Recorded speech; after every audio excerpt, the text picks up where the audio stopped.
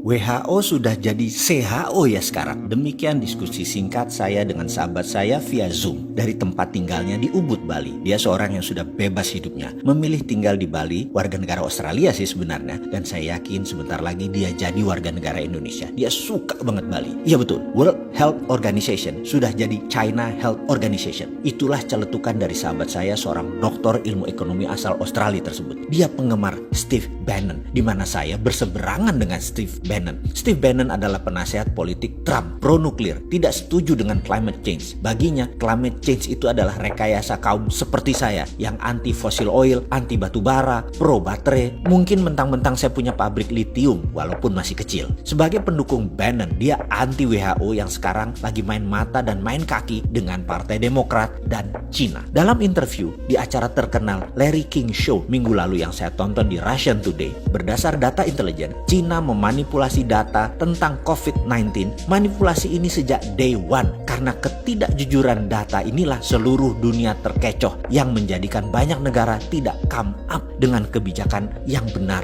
dalam menangani corona. Cina di bulan Januari dengan bos WHO melakukan false information ke seluruh dunia dengan mengatakan virus corona menyebar hanya dari animal to human, tidak bisa human ke human. Virus dikatakan hanya bisa menyebar dari binatang ke manusia, tidak bisa dari manusia ke manusia. Inilah yang membuat banyak negara jadi tidak aware, mematikannya dan kecepatan penyebarannya virus corona ini. Saat ini komunitas dunia marah dengan Cina dan mungkin akan melakukan tuntutan internasional serta sanksi bagi Cina. Cina bermain dengan siapa? Dengan bos WHO, Dr. Tedros Ghebreyesus, yang menutupi fakta sebenarnya akan fatalitas corona tahap awal ini. Dikatakan bahwa tidak terlalu mematikan corona itu. Fakta berikutnya, di bulan Januari sebelum lockdown, Cina membeli 250 juta APD, alat pelindung diri, di seluruh dunia sebagai tindakan balasan atas tindakan Amerika tersebut. Bos WHO bocorkan ke Cina, sehingga Cina bisa pukul balik dengan mengunci peralatan medis yang di kemudian hari, yaitu sekarang Cina buat uang besar sekaligus membalas. 250 juta APD itu adalah separuh kebutuhan APD dunia saat ini, termasuk APD dari Indonesia dibeli Cina kala itu. Ternyata begitu dunia kena, dunia tersadar karena dikatakan tidak mematikan, ternyata mematikan, sehingga dalam false information yang jadi acuan banyak negara yang melonggarkan pertahanan pandemiknya, termasuk Indonesia. Ternyata begitu kita menyadari laporan dari berbagai negara, selain negara maju yang sistem kesehatannya baik, tingkat kematiannya 4%-an, apalagi sistem kesehatan tidak baik,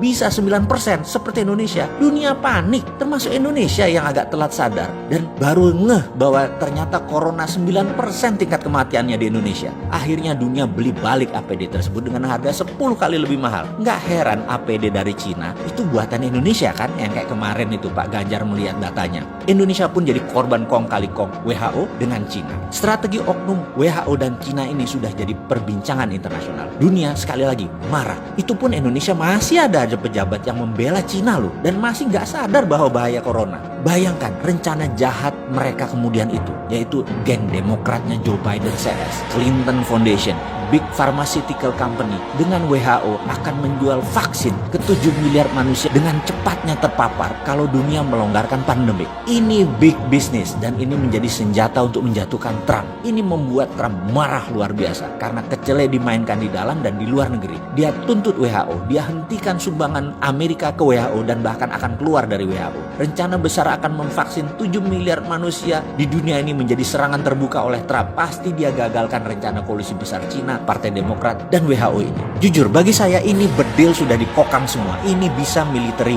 war. Mengingat sejarah sebentar ya. Kita tahu, zamannya Obama, Cina itu mitra strategis. Baru zamannya Trump, diperangi Cina itu. Ini info agar semua sahabat paham betapa cairnya dan dinamisnya geopolitik dunia itu. Apa yang dilakukan Trump? Trump tekan India untuk memberikan obat ke Amerika segera. India memproduksi obat corona dipaksa diberikan ke Amerika saat ini juga. Ingat, saya pernah katakan jauh-jauh hari setelah Cina, Amerika melirik India. Tadinya Indonesia ya, karena Indonesia nggak paham, jadi melirik India. Amerika bangun India persis seperti dukungan Amerika di tahun 2000-an, di mana 30% pabrik Amerika dipindahkan ke Cina. Sekali lagi, saya ingatkan, obat vaksin corona India nanti rajanya. Sahabat, data ini valid dan ada di mana-mana. Terbuka kok data ini, cek aja. Steve Bannon yang terang-terangan membuka aib WHO ini. Ceklah marahnya Trump dengan dunia farmasi Amerika yang ternyata main dua kaki dukung dan angkat Trump di awal, lalu dibanting kemudian mereka pindah ke Partai Demokrat. Anthony Fauci, Director of National Institute of Allergy and Infection Disease, sebagai orang Trump di dalam penyelesaian Coronavirus Task Force, adalah orang yang bermain di 6 presiden Amerika, adalah juga orang di balik SARS dan AIDS dengan ciptaannya di Perancis. Ini salah satu yang memulai skenario biological warfare ini sejak awal dari pihak Amerika. Sekarang di COVID-19